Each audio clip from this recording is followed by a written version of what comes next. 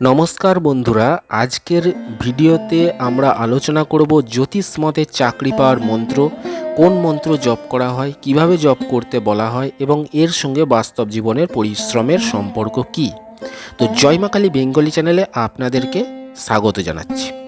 ভিডিওটি শুরু করার আগে একটি কথা বলে রাখি, জ্যোতিষ ও মন্ত্র ভারতীয় আধ্যাত্মিক ঐতিহ্যের একটি অংশ। অনেক মানুষ এগুলোর উপর বিশ্বাস রাখেন এবং মানসিক শান্তি বা আত্মবিশ্বাস পান। তবে চাকরি পাওয়ার নিশ্চয়তা কোনো মন্ত্র দিতে পারে এমন বৈজ্ঞানিক প্রমাণ কিন্তু নেই। তাই মন্ত্রের সঙ্গে অবশ্যই কঠোর পরিশ্রম, দক্ষতা বৃদ্ধি এবং নিয়মিত চাকরির প্রস্তুতি চালিয়ে যেতে হবে। চাকরি পাওয়ার জন্য কেন মন্ত্র জপ করা হয়? জ্যোতিষশাস্ত্রে বলা হয়, গ্রহ নক্ষত্রের শুভ প্রভাব জীবনের বিভিন্ন ক্ষেত্রে সাহায্য করতে পারে। বিশেষ করে চাকরি, কর্মজীবন এবং সম্মান লাভের ক্ষেত্রে সূর্য, শনি, বুধ এবং বৃহস্পতির প্রভাবের কথা বলা হয়।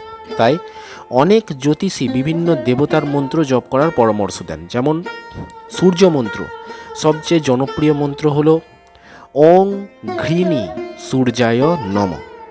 বিশ্বাস করা হয় সূর্য আত্মবিশ্বাস, নেতৃত্ব এবং কর্মক্ষেত্রে সাফল্যের প্রতীক। অনেকেই রবিবার সকালে সূর্যোদয়ের সময় সূর্যকে জল অর্পণ করে 108 বার এই মন্ত্র জপ করেন। তারপর হচ্ছে শনি মন্ত্র। যদি কর্মজীবনে বাধা, বারবার ব্যর্থতা বা দীর্ঘদিন চাকরি না পাওয়ার সমস্যা থাকে, তাহলে অনেকেই শনি মন্ত্র জপ করেন।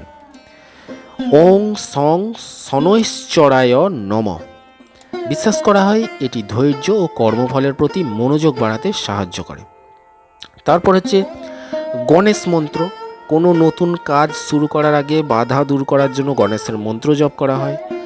ওং গং গণপতয়ে নমঃ। এই মন্ত্রটি অত্যন্ত জনপ্রিয় এবং বহু মানুষ প্রতিদিন জপ করেন। তারপর হচ্ছে গায়ত্রী মন্ত্র। অনেকের মতে গায়ত্রী মন্ত্র মনকে শান্ত ও একাগ্র করে। নিয়মিত জপ করলে পড়াশোনা, ইন্টারভিউ প্রস্তুতি এবং সিদ্ধান্ত নেওয়ার ক্ষেত্রে আত্মবিশ্বাস বাড়াতে পারে বলে বিশ্বাস করা হয়। মন্ত্র জপ করার নিয়ম কি রয়েছে সেটা জেনে নেওয়া হয়। জ্যোতিষ মতে কিছু সাধারণ নিয়ম বলা হয়। প্রথমত, প্রতিদিন একই সময়ে জপ করা ভালো। দ্বিতীয়ত, পরিষ্কার পরিচ্ছন্ন অবস্থায় বসে শান্ত মনে জপ করা উচিত।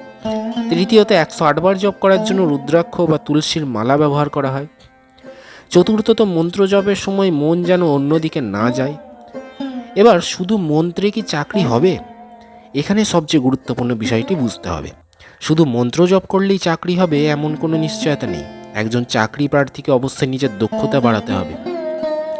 ভালো একটা সিভি অর্থাৎ বায়োডাটা তৈরি করতে হবে। প্রতিদিন চাকরির জন্য আবেদন করতে হবে। ইন্টারভিউর প্রস্তুতি নিতে হবে। যোগাযোগ দক্ষতা বাড়াতে হবে। কম্পিউটার ও প্রয়োজনীয় সফট স্কিলগুলো শিখে রাখতে হবে। আজকের প্রতিযোগিতার যুগে এগুলোই সবচেয়ে গুরুত্বপূর্ণ। মন্ত্র জপের সম্ভাব্য মানসিক উপকার, যারা বিশ্বাস করেন তাদের ক্ষেত্রে নিয়মিত প্রার্থনা বা মন্ত্র জপ মানসিক চাপ কমাতে সাহায্য করতে পারে, আত্মবিশ্বাস বাড়াতে পারে, মনোযোগ ধরে রাখতে সাহায্য করতে পারে, ইতিবাচক চিন্তা বাড়াতে সাহায্য করতে পারে। এই মানসিক শক্তি চাকরির প্রস্তুতিকে ইতিবাচক ভূমিকা রাখতে পারে। এখন জ্যোতিষ কি বলে? জ্যোতিষীরা অনেক সময় জন্মছক দেখে বিভিন্ন গ্রহের অবস্থান বিশ্লেষণ করে নির্দিষ্ট মন্ত্র, দান বা পূজার পরামর্শ দেন। তবে এগুলো বিশ্বাসভিত্তিক পরামর্শ। এগুলোর কার্যকারিতা বৈজ্ঞানিকভাবে প্রতিষ্ঠিত নয়। বাস্তব জীবনে চাকরি পাওয়ার 7টা উপায় রয়েছে, আমি বলে দিচ্ছি, ভালো করে শুনুন।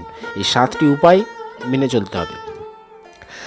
প্রতিদিন অন্তত 10টি চাকরির জন্য আবেদন করুন। নিজের সিভি বা বায়োডাটা নিয়মিত আপডেট করুন।